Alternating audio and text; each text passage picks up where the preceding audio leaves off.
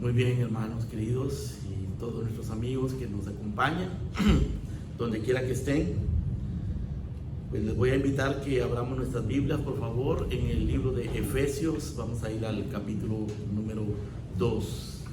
Libro de Efesios, capítulo número 2. Si hay dos libros que nos explican el Evangelio en toda su plenitud, en todo su esplendor y de una manera coherente, clara, explícita, son el libro de Romanos y el libro de Efesios. Por supuesto, el Evangelio es toda la Biblia es el Evangelio.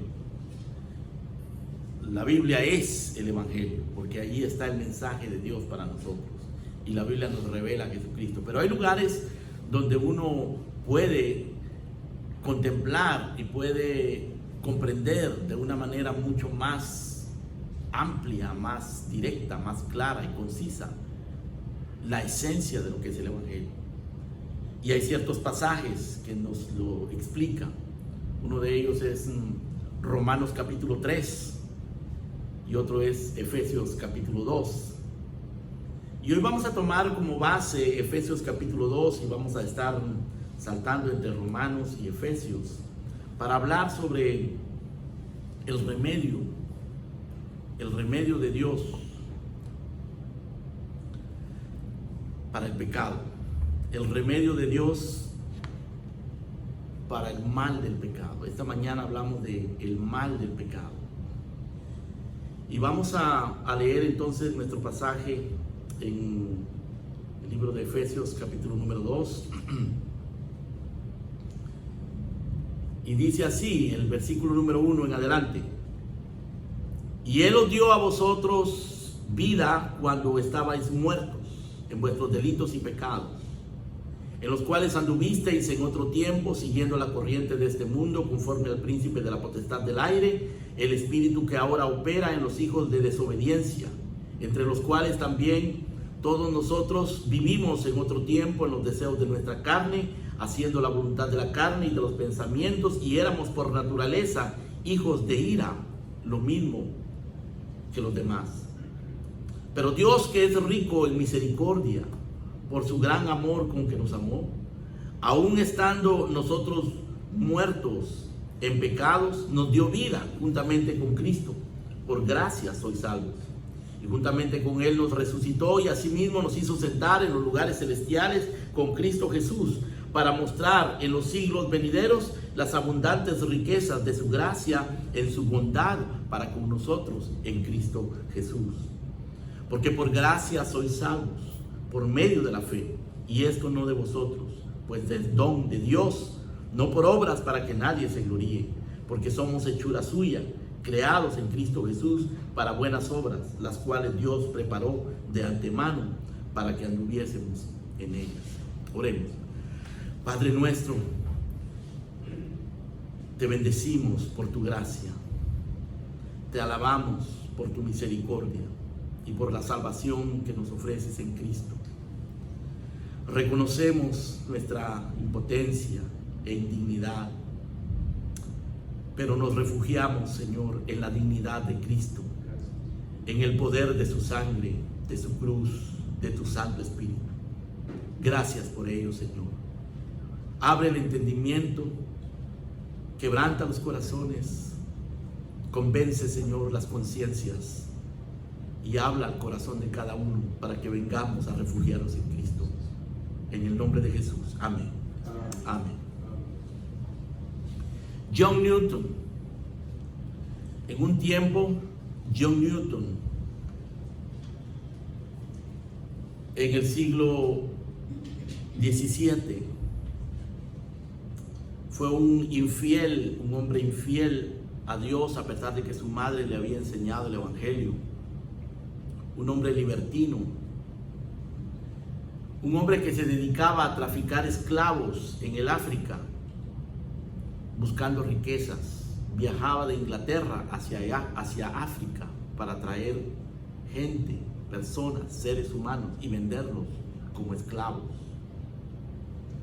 Este hombre, por las riquezas de las misericordias de nuestro Señor Jesucristo, fue rescatado de esa vida perversa fue restaurado, fue perdonado y fue llamado a predicar la fe que por largo tiempo él procuró destruir.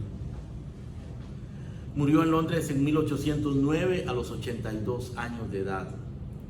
Algunas de las últimas cosas que él dijo es que se le había olvidado todo, que no podía recordar nada, pero solo recordaba dos cosas: que él era un gran pecador y que tenía un gran Salvador.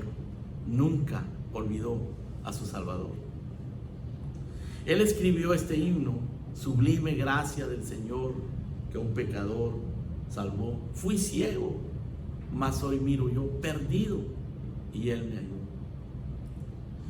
Ciego, perdido, y el Señor me dio vista en mi ceguera, y el Señor me encontró cuando me encontraba perdido. Sublime gracia.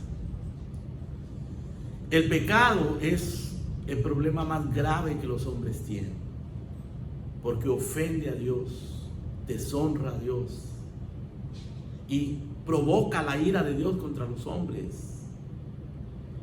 Además, el pecado destruye al ser humano, lo degrada. No hay problema más grave en la vida para un ser humano que el pecado, porque el pecado es como la lepra, que hace insensible a los enfermos.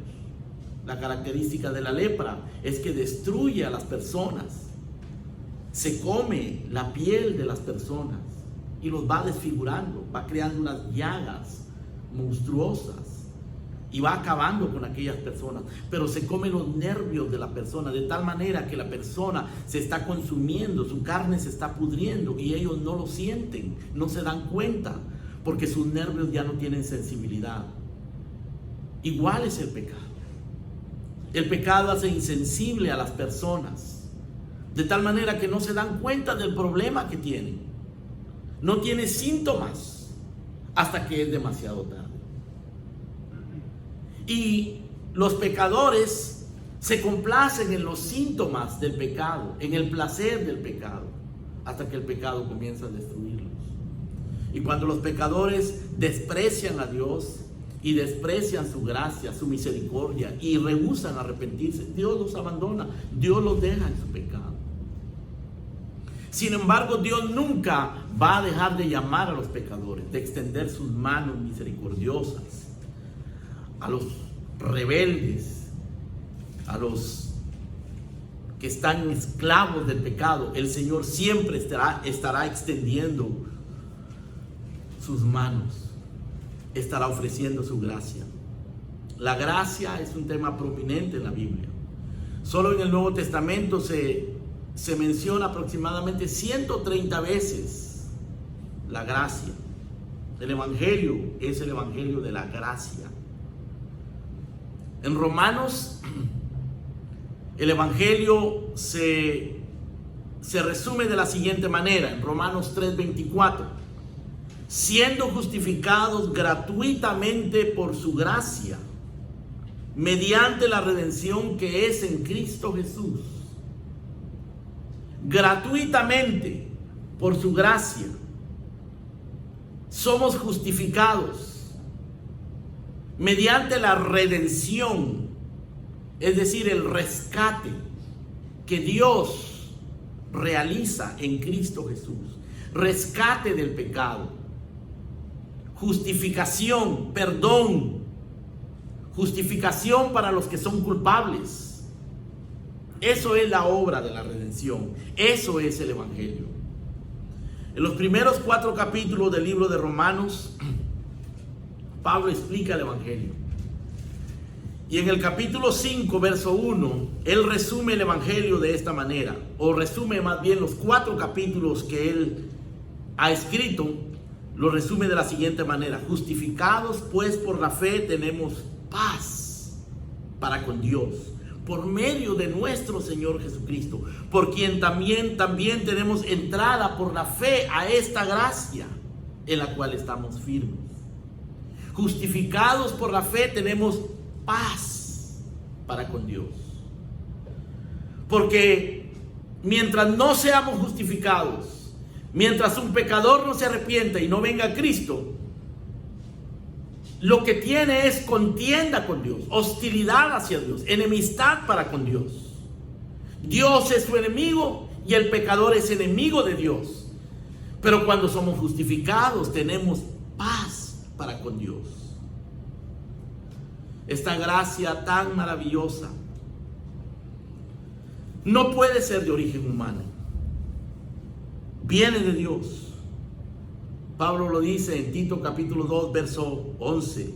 Porque la gracia de Dios se ha manifestado para salvación a todos los hombres, para que justificados por su gracia viniésemos a ser herederos conforme a la esperanza de la vida eterna. Es una manifestación de Dios, la gracia. Es una manifestación, es un acto de Dios.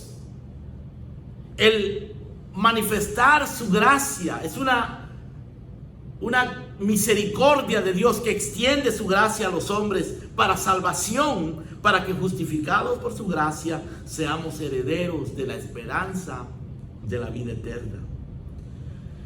Dice Pablo en 2 de Timoteo capítulo 1 verso 9 que Dios nos salvó y nos llamó con llamamiento santo, no conforme a nuestras obras, sino según el propósito suyo y la gracia que nos fue dada en Cristo Jesús antes de los tiempos de los siglos.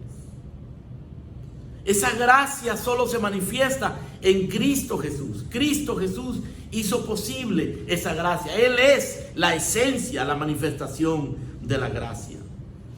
Gracia es la misericordia de Dios ofrecida gratuitamente e inmerecidamente a los hombres. Es el amor, es la vida, las riquezas de Dios ofrecidas a criaturas que son dignas de rechazo, dignas de maldición, y que Dios misericordiosamente atrae, llama y les ofrece esas riquezas en Cristo Jesús. La misericordia se compadece, la gracia perdona. Pero la gracia hace más que eso, no solamente perdona, la gracia salva en todo el sentido de la palabra, librando al hombre de la más grande desgracia, la condenación eterna, y otorgándole las más grandes bendiciones, la vida eterna, para el alma y para el cuerpo. Gracia, dice un escritor prominente, es el favor gratuito, soberano a gente que es digna de maldición. Gracia es el amor que se preocupa, que desciende y que rescata a los perdidos. Gracia es Dios extendiéndose y descendiéndose a gente que está o descendiendo para rescatar a gente que está en rebelión contra Él.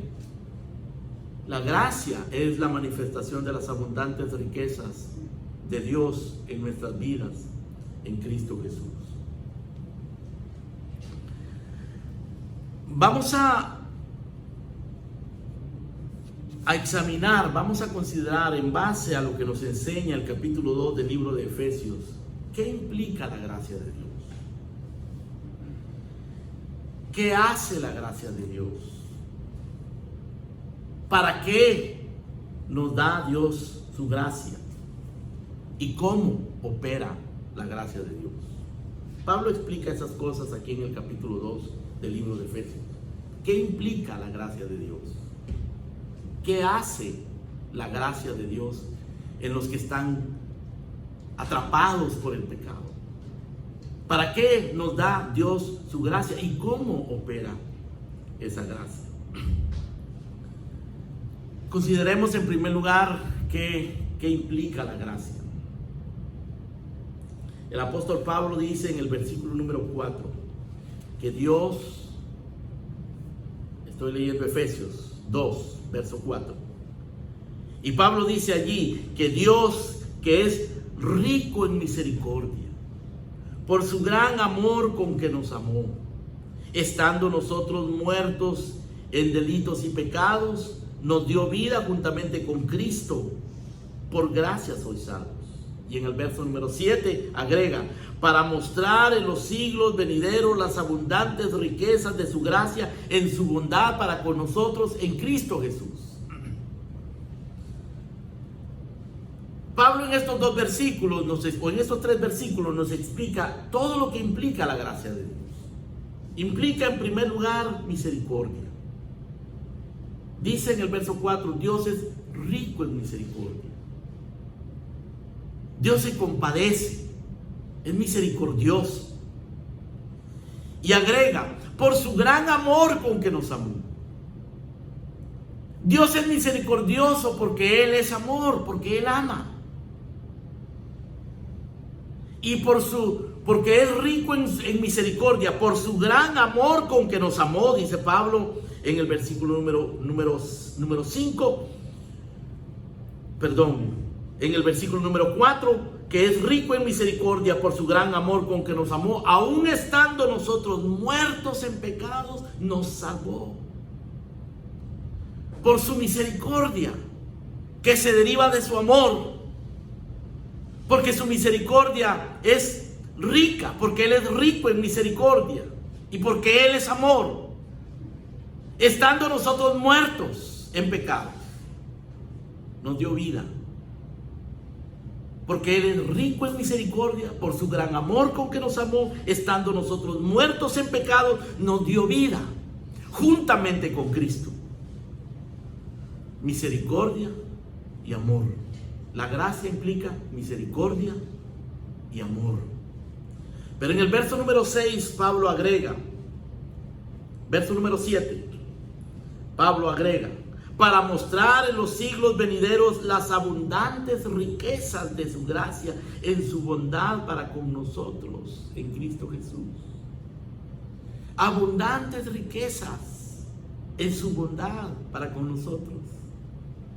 Riquezas, bondad. Pablo en el capítulo número 3 de este mismo libro de Efesios, en el verso número 8 dice, a mí que soy menos que el más pequeño de todos los santos, me fue dada esta gracia de anunciar entre los gentiles el evangelio de las inescrutables riquezas de Cristo. Así veía Pablo las riquezas de Cristo. Así veía Pablo lo que Cristo nos da, como algo inescrutable, algo que no puede ser contado, algo que no puede ser comprendido plenamente. Algo que no se le puede encontrar en el fondo, inescrutable. No se puede investigar en su plenitud.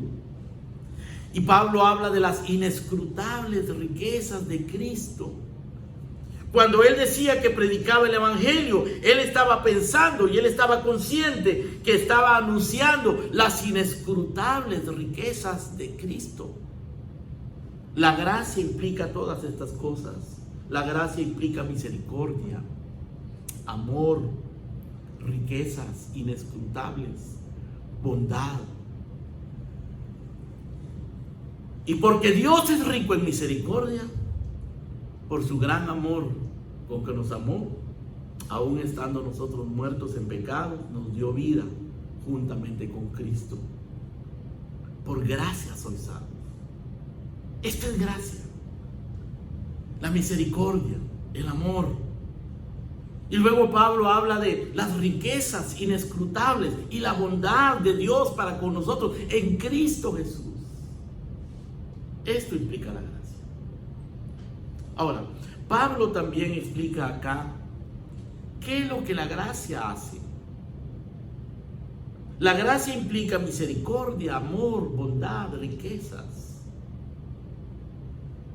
Pero ¿qué es lo que la gracia hace al llegar a la vida de una persona? Bueno, cuando Pablo comienza el capítulo 2, él hace referencia a la vida antigua de aquellos que han sido salvos, de aquellos que han recibido gracia. Y él le dice, en este caso eran los efesios, pero también eres tú si eres creyente y viviste en el pecado y has sido salvo. Pablo se refiere a todos los que han sido, los creyentes que vivían en el pecado y han sido convertidos. Pablo dice, Él os dio vida a vosotros. cuando estabais muertos en vuestros delitos y pecados. ¿Qué es lo que hace la gracia? Pablo dice, la gracia os dio vida. Él, Cristo, que es la esencia de la gracia, que es el que nos trajo la gracia, el que hizo posible la gracia, os dio vida cuando estabais muertos en vuestros delitos y pecados. El pecado es destructivo, el pecado es el peor problema, porque el pecado mata al hombre delante de la presencia de Dios, lo hace insensible a Dios, lo hace insensible al desprecio, a la abominación que Dios tiene en contra del pecado, a la condenación del pecado, mata a los hombres. Pero Dios, en su gracia, cuando estábamos muertos en delitos y en pecados, nos dio vida. La gracia da vida. La gracia resucita espiritualmente a los hombres. La gracia regenera a los hombres. Señor Jesucristo le dijo a Nicodemo, te es necesario nacer otra vez. Tienes que nacer de arriba, del Espíritu. El que no nace de nuevo no puede ver el reino de Dios, no puede entrar en el reino de Dios. Pero eso es algo que no lo podemos hacer nosotros. Tú no lo puedes hacer. Nadie lo puede hacer. Los padres cristianos no pueden convertir a sus hijos. Los esposos no pueden convertir a sus esposas. Y las esposas no pueden convertir a sus esposos. Eso es Dios quien lo hace. Por su gracia. Dios da vida. La gracia da vida. Esta gracia que implica misericordia, amor, bondad, riquezas, opera dando vida. Lo que hace esta gracia es que da vida. Resucita al hombre en su muerte, en su pecado. Y le da vida, le abre los ojos para que vea a Dios. Le abre el entendimiento para que comprenda a Dios. Le abre los oídos para que escuche la verdad de Dios. Le abre el corazón para que reciba la bondad de Dios. La gracia da vida. Pero además la gracia exalta al pecador. Ese pecador que vivía siguiendo la corriente del mundo, conforme al príncipe de la potestad del aire, el espíritu que opera en los hijos de desobediencia. Ese pecador que vivía en los deseos de su carne, haciendo la voluntad de su carne y de sus pensamientos. Ese pecador que era hijo de ira es salvo, ahora recibe vida. Y dice Pablo en el versículo número 6 del capítulo 2 de Efesios, juntamente con él nos resucitó y asimismo nos hizo sentar en los lugares celestiales en Cristo Jesús. No solamente nos resucita y nos da vida, la gracia exalta al hombre, lo hace sentar en los lugares celestiales en Cristo Jesús. ¿Qué significa eso? ¿Qué significa eso de que nos hace sentar en los lugares celestiales con Cristo Jesús? Eso significa que Él nos da una posición que nosotros no poseíamos antes. Ciertamente en nuestra condición aquí en la tierra, nosotros luchamos contra el pecado, nosotros tenemos todavía muchas debilidades, muchos conflictos, muchas controversias, muchas deficiencias. Pero en nuestra posición estamos sentados con Cristo Jesús. Dios ha decretado legalmente, por su ley universal, que aquellos que reciben su gracia, que aquellos que reciben vida, que aquellos que son rescatados del pecado, están sentados en lugares celestiales. Tienen un lugar en la presencia de Dios. Pueden entrar a la presencia de Dios. Pueden orar y Dios los escucha. Pueden acercarse y tener comunión con el Señor. Pueden acercarse a Dios y decirle, Padre nuestro. El Espíritu de Dios viene a ellos y pone el espíritu de adopción que claman ellos, Abba Padre, y les permite tener comunión con Dios. Los exalta. Nos permite entrar a la presencia de Dios, al lugar santísimo, con confianza, porque allí está nuestro sumo sacerdote, porque allí está nuestro Redentor y nuestro intercesor. Y el Espíritu Santo que intercede dentro de nosotros con gemidos indecibles, nos mueve, nos impulsa, nos motiva para entrar a la presencia de Dios. Y nosotros indignos, pecadores, que estábamos muertos en delitos y pecados, que teníamos esta enorme condenación del pecado sobre nosotros, por gracia recibimos vida, somos resucitados y somos sentados en los lugares celestiales con Cristo Jesús. Pablo dice acá en el capítulo 1 de Efesios, en el verso número 3, bendito sea el Dios y Padre de nuestro Señor Jesucristo, que nos bendijo con toda bendición espiritual en los lugares celestiales en Cristo. Nos bendijo con toda bendición espiritual en los lugares celestiales en Cristo. Esto es en Cristo. Esto no es por nuestras fuerzas, por nuestro mérito, por nuestra dignidad, por nuestra devoción, por nuestra religión. Esto es en Cristo. Esto es porque Dios nos ha unido a Cristo. Como antes de convertirse, el pecador está unido a Adán. Y en Adán, el hombre tiene condenación, pecado, muerte, culpa. El creyente en Cristo tiene vida, inocencia, justicia y está sentado a la diestra de Dios juntamente con Cristo. Esto es lo que Pablo nos dice en el libro de Romanos. Si ustedes quieren venir conmigo al capítulo número 8 de Romanos, Pablo dice: sabemos que a los que aman a Dios, todas las cosas les ayudan a bien. A los que conforme a su propósito son llamados. Pablo está hablando aquí de gente que es llamada por Dios, llamada por la gracia, conforme a su propósito. Y la gracia, como dice el himno, nos enseña a temer a Dios, pero nos enseña a amar a Dios también. Y a los que aman a Dios, todas las cosas les ayudan a bien. A los que conforme a su propósito son llamados. Y Pablo explica en el verso 29 cómo es ese llamado y por qué es ese llamado. Dice en el verso 29 de Romanos 8: porque a los que antes conoció, también los predestinó para que fuesen hechos conformes a la imagen de su Hijo, para que Él sea el primogénito entre muchos hermanos. Y a los que predestinó, a estos también llamó, y a los que llamó, a estos también justificó, y a los que justificó, a estos también glorificó. Ahora, esto de glorificó, esta glorificación no ha sucedido en nuestra condición. Nosotros no estamos glorificados literalmente, pero estamos glorificados en el decreto de Dios. Hemos sido exaltados por la gracia. Tenemos garantizada la exaltación, la glorificación, el estar sentados en Cristo. Porque la gracia no solamente perdona el pecado, no solamente nos salva, nos exalta. Y Pablo pregunta entonces en el verso 31, ¿qué diremos a esto?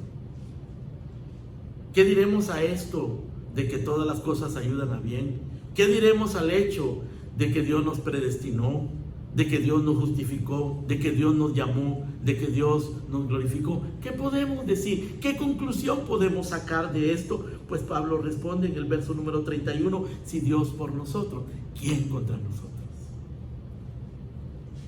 Si Él no escatimó a su propio Hijo, sino que lo entregó por todos nosotros, ¿cómo no nos dará con Él todas las cosas? Eso es exaltación. Y Pablo continúa diciendo en el verso 33, ¿quién acusará a los escogidos de Dios? Dios es el que justifica.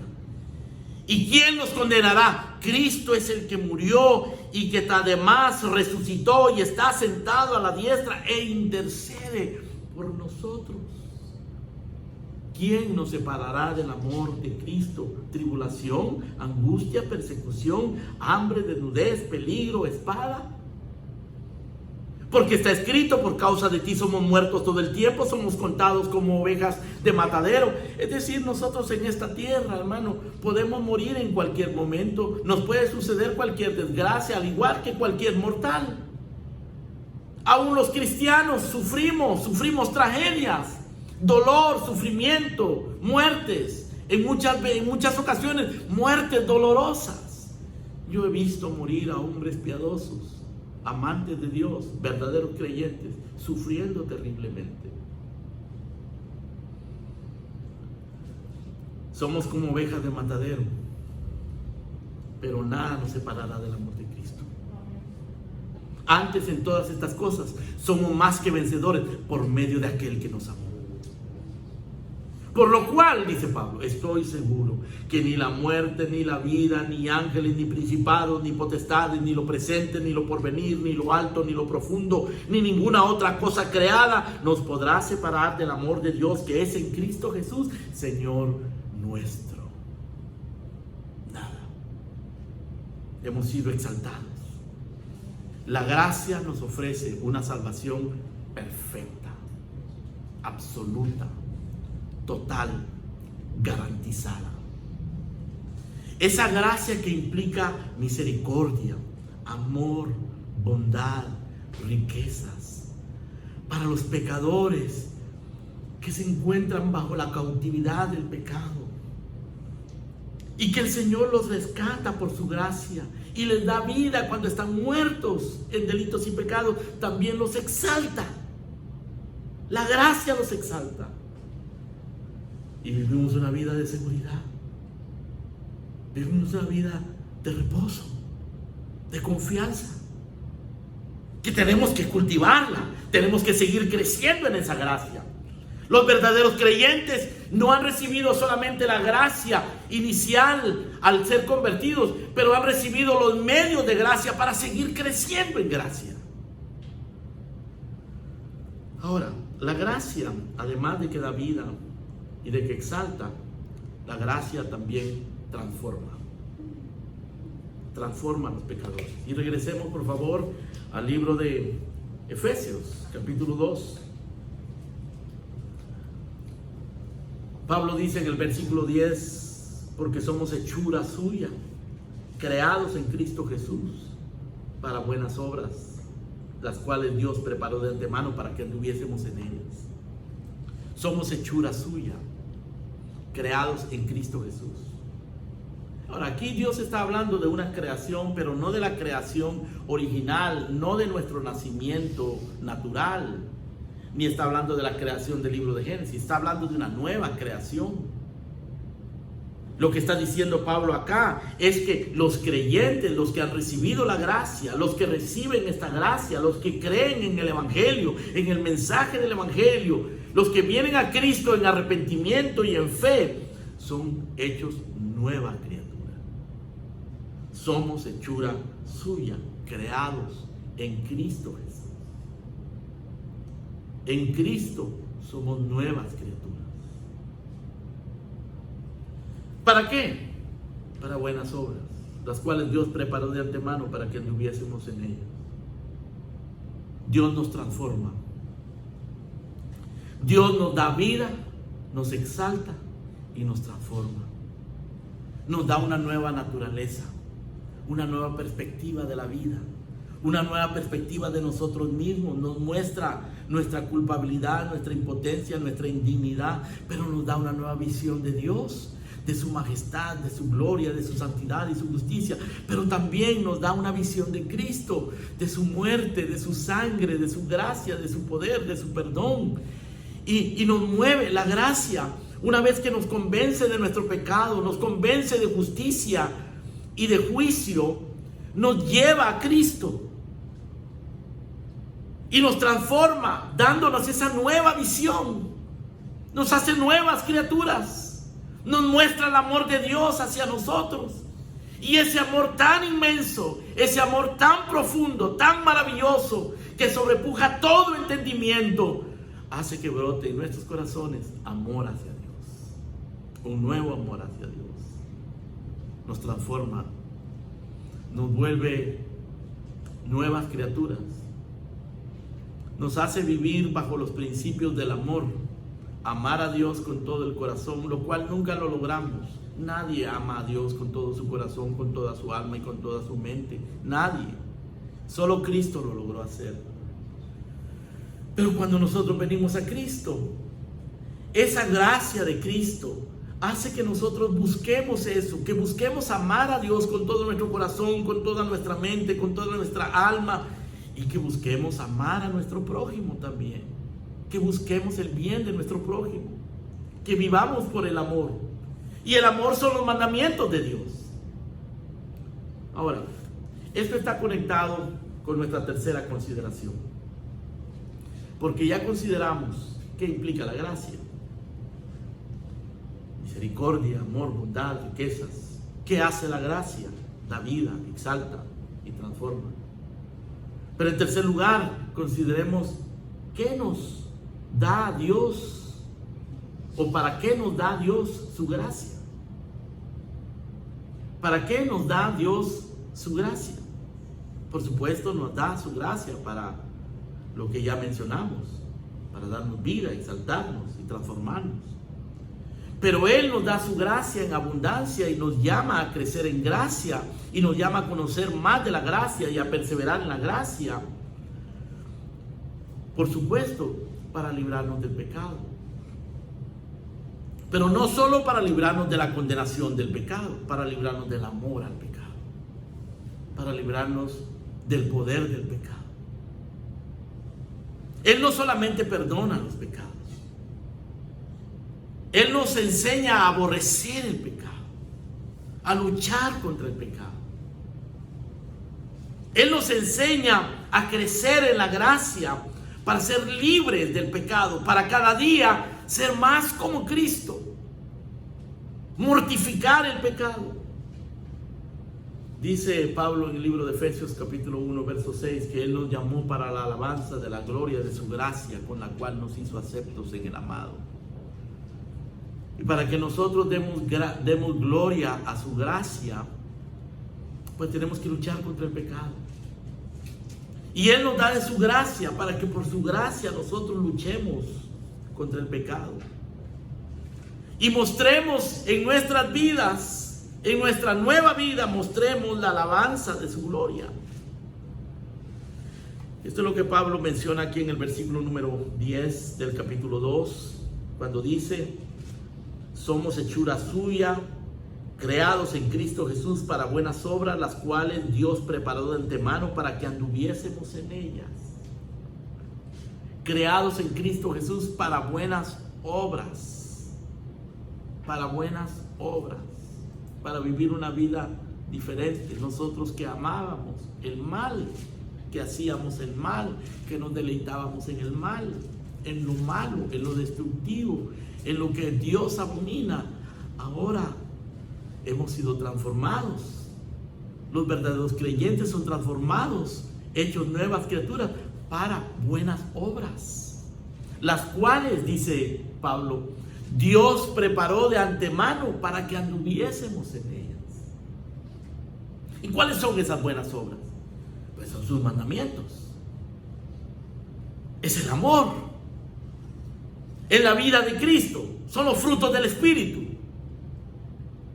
Él de antemano preparó esa vida de obediencia, esa vida de comunión, esa vida de frutos espirituales, esa vida de amor, esa vida de santidad, para que andemos en ella.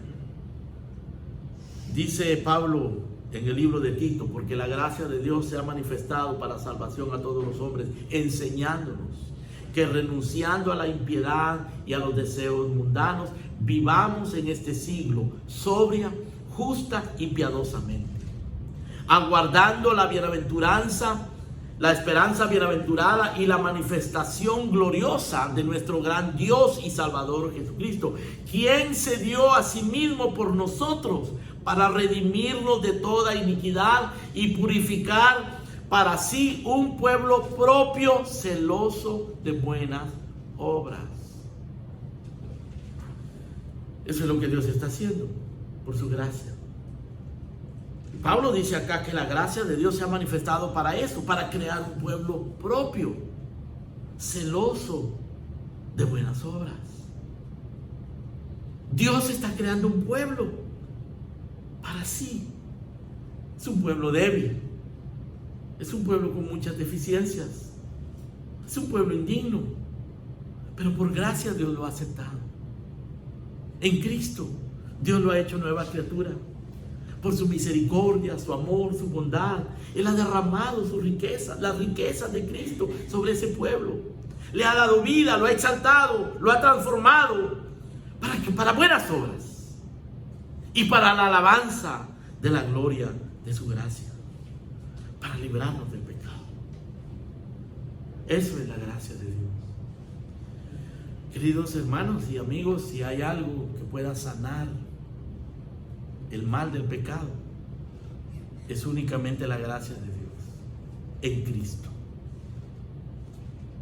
Únicamente la misericordia, el amor, la bondad y las riquezas que están encerradas, que están implicadas en la gracia de Dios en Cristo.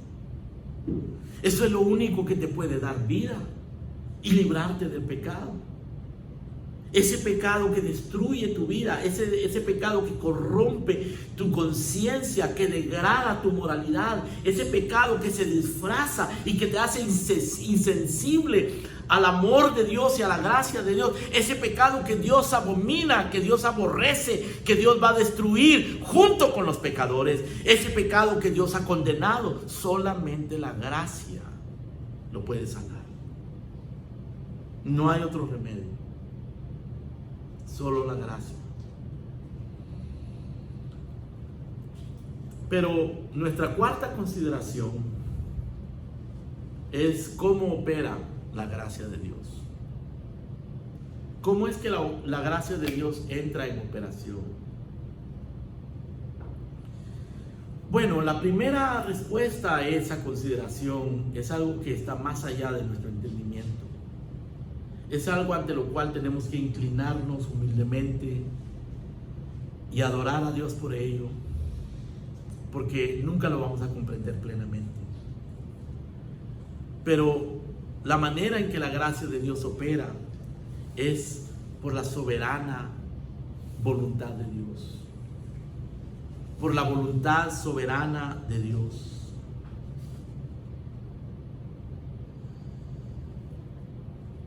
Cuando Dios revela el aspecto soberano de su gracia en el Antiguo Testamento, Dios le habla a Moisés y le dice lo siguiente. Si ustedes vienen conmigo al libro de Éxodo, capítulo 33, verso 19. Dios le habla a Moisés revelándole ese aspecto soberano de su gracia y su misericordia. Y le dice lo siguiente, Éxodo 33, 19. Yo haré pasar todo mi bien delante de tu rostro y proclamaré el nombre de Jehová delante de ti y tendré misericordia del que tendré misericordia y seré clemente para con el que seré clemente. Dios se manifiesta a Moisés y le dice estas palabras. Son palabras humillantes, son palabras incomprensibles, son palabras perturbadoras, porque es Dios hablando. Dios pasa delante de Moisés, porque Moisés le dice: Señor, muéstrame tu gloria, muéstrame tu gloria. Y Dios le dice: yo te voy a mostrar mi gloria. Yo haré pasar todo mi bien delante de tu rostro. Yo proclamaré el nombre del Señor y tendré misericordia del que tenga misericordia. Y me compadeceré, seré clemente para con el que seré clemente. Eso es algo incomprensible, algo ante lo cual nosotros tenemos que doblegarnos. Y este aspecto soberano de la gracia de Dios también se enseña en el Nuevo Testamento, en Romanos capítulo 9. Vengan conmigo por favor a Romanos capítulo número 9.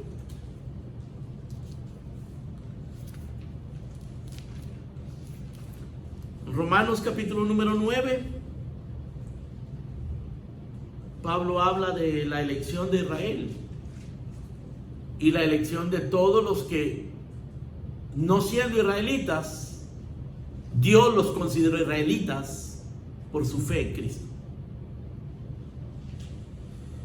Y dice que la palabra de la promesa, capítulo 9, verso 9, fue, la palabra de la promesa para Abraham fue: por este tiempo vendré y Sara tendrá un hijo.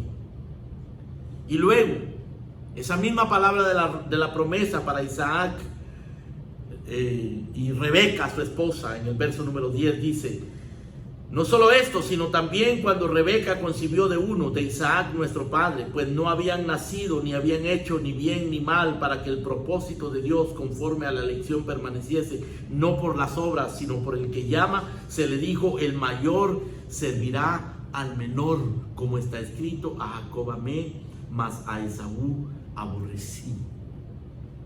Ahora aquí está hablando del aspecto soberano de la gracia de Dios. Está hablando de cómo operó la gracia en la vida de Abraham y en la vida de Isaac y en la vida de Jacob. Y lo que nos explica específicamente en el verso 11 es que cuando no habían nacido Jacob y Esaú, estaban en el vientre de la madre. No habían hecho bien, no habían hecho mal, porque no habían nacido. Dios, conforme a su elección, conforme a su propósito, y para que su propósito permaneciese, no por las obras, sino por el que llama, Dios dijo: el mayor servirá al menor. Legalmente, culturalmente, esto era inconcebible, que el mayor sirviera al menor. Pero Dios dijo: el mayor servirá al menor. O sea, Jacob tendría autoridad sobre Esaú, que era el mayor. ¿Por qué? El verso 13 lo explica: a Jacob amé, mas a Esaú aborrecí. Por supuesto, esto parece injusto. Y es lo que Pablo anticipa en el verso 14. Pablo dice: ¿qué pues diremos? ¿Hay injusticia en Dios? ¿Es esto injusto? No habían nacido y Dios está diciendo que aborrece a uno y ama al otro. ¿Es esto injusto? ¿Hay injusticia en Dios? Y Pablo responde: en ninguna manera. Porque a Moisés le dice, verso 15. Ahora, esto tiene que ver con el capítulo 33 de Éxodo. A Moisés Dios le dijo: tendré misericordia del que yo tenga misericordia, me compadeceré del que yo me compadezca. Así que no depende del que quiere, no depende del que corre, sino de Dios que tiene misericordia. Es la misericordia soberana. ¿Cómo opera la gracia? La gracia opera soberanamente. Es Dios. Esta tarde, si estás escuchando este mensaje, has llegado hasta este punto escuchando este mensaje y quizás no eres creyente y tú te preguntas: pero ¿cómo sé yo si la gracia de Dios me está llamando? Te lo voy a responder. Tú lo puedes saber por el hecho de que estás escuchando este mensaje, por el hecho de que este mensaje es el llamado de Dios para tu vida. Dios te está llamando a través del Evangelio. Él manda el Evangelio, envía a sus predicadores, le da su palabra a los pecadores para que ellos respondan. Responde. Si tú eres insensible a este mensaje, si tú eres indiferente a este mensaje, si tú resistes esta verdad y resistes la gracia y resistes la misericordia de Cristo, eres desechado. Tú mismo te estás desechando. Y estás manifestando con eso que eres desechado. Yo no puedo decir si Dios te ha escogido o no. Yo no puedo decir eso. Lo único que puedo decir, lo único que la Biblia me enseña es que tienes que creer en Cristo. Tengo que creer en Cristo. Es la única manera de ser salvo. Pero últimamente, esa es una determinación divina. Oh, eso luce injusto. Eso luce muy injusto. Pablo dice en el verso 19 del capítulo 9 de Romanos: tú me dirás, ¿y por qué me echa la culpa? Porque ¿quién puede resistir a su voluntad? Y Pablo responde: mas antes, oh hombre, ¿quién eres tú para que alterques con Dios? ¿Quién eres tú? Dirá el vaso de barro al que lo formó: ¿por qué me has hecho así? ¿O no tiene potestad el alfarero sobre el barro para hacer de la misma masa un vaso para honra y otro para deshonra? ¿Y qué? Si Dios, queriendo mostrar su ira y hacer notorio su poder, soportó con mucha paciencia los vasos de ira preparados para destrucción, y para hacer notorias las riquezas de su gloria, las mostró para con los vasos de misericordia que Él preparó de antemano para gloria. ¿Saben? Esta es una de las cosas más humillantes, penosas, difíciles de aceptar para la soberbia humana. Lo contrario a esto es lo que se conoce como el libre albedrío, la voluntad humana. Lo contrario a esto es la idea de que es el hombre el que decide si quiere a Dios o no quiere a Dios. Pero no es así, no eres tú quien decide, es Dios quien decide. Sin embargo, tú tienes que decidir, y tú me vas a decir: pero pastor, eso es contradictorio. Yo no sé cómo explicar eso, porque esos son un misterio, los decretos de la soberana voluntad de Dios. Lo único que sé, lo único que la Escritura nos dice, lo único que Dios te está diciendo ahora es que Él es soberano, que los caminos secretos, las cosas secretas del Señor no se pueden conocer, pero te está diciendo también que te arrepientas, que vengas a Él, que creas en Cristo. Eso es lo que tienes que hacer. Nuestro deber no es hurgar en los secretos de Dios, tratar de juzgar a Dios. Nuestro secreto es, o nuestra obligación, nuestro llamado es arrepentirnos de nuestro pecado, venir humildemente, creer, humillarnos, adorarlo, reconocer que somos hombres indignos, pecadores, y que Él ha enviado a su Hijo. Así opera la gracia. Esa gracia opera de una manera muy, muy misteriosa. Pero esa gracia opera también por la fe. Se requiere fe de los hombres. Tienes que creer en Cristo. Tienes que venir a Cristo en fe. Regresemos por favor a a Efesios, capítulo número 2.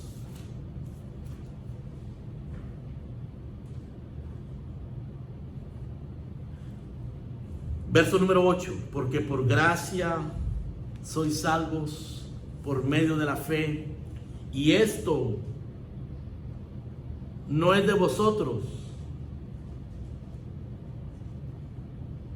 Esto no es de vosotros. Esto es don de Dios. Esto no lo fabricamos nosotros, no lo hacemos nosotros. Esto es don de Dios, no por obras, para que nadie se gloríe. Esto es Dios quien lo hace, pero tienes que creer. Tienes que creerlo. Tienes que creer a la promesa, tienes que creer en la palabra de Dios, tienes que creer en el Evangelio.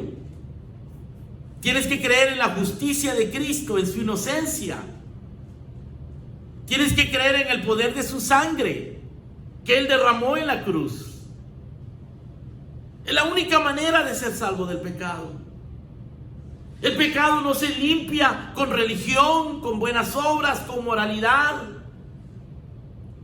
No se limpia con emociones religiosas, con deseos, con ritos, con ceremonias. Solamente la sangre de Cristo. Pero para eso tienes que venir humildemente, humilladamente, en fe, en arrepentimiento.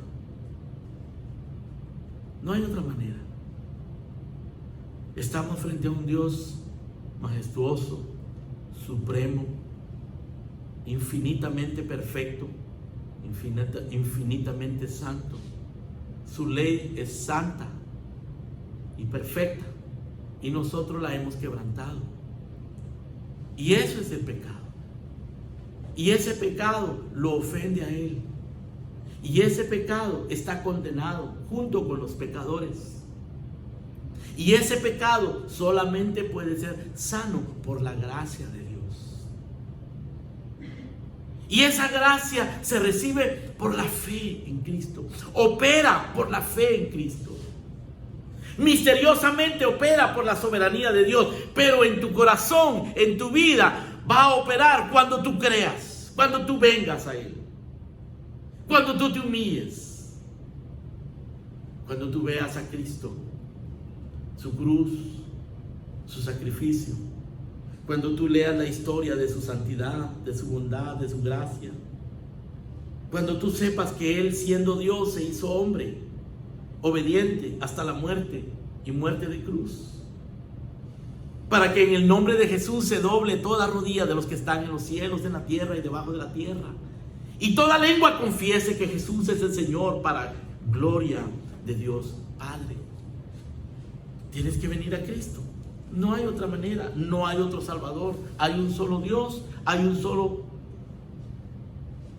mediador entre Dios y los hombres, Jesucristo, hombre. Por su justicia, por su muerte, recibiendo los beneficios de esa justicia y de esa muerte por la fe, es que podemos ser salvos. No hay otra manera. La gracia de Dios, es el único remedio contra el pecado.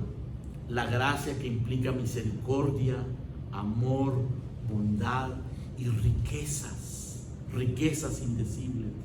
Esa gracia te da vida, te exalta y te transforma, te libra del pecado, te hace acepto en el amado, para que puedas alabar la gloria de su gracia para buenas obras. Pero tienes que recibirla por fe. Tienes que venir a Cristo por fe. Es la única manera en que los pecadores pueden ser salvos. No hay otra manera. Ven a Cristo. Él está con los brazos abiertos. Él es agua para el sediento. Él es descanso para el cansado. Él es vida para los que están muertos. Él es el pan para el que tiene hambre. Cristo Jesús. Oremos.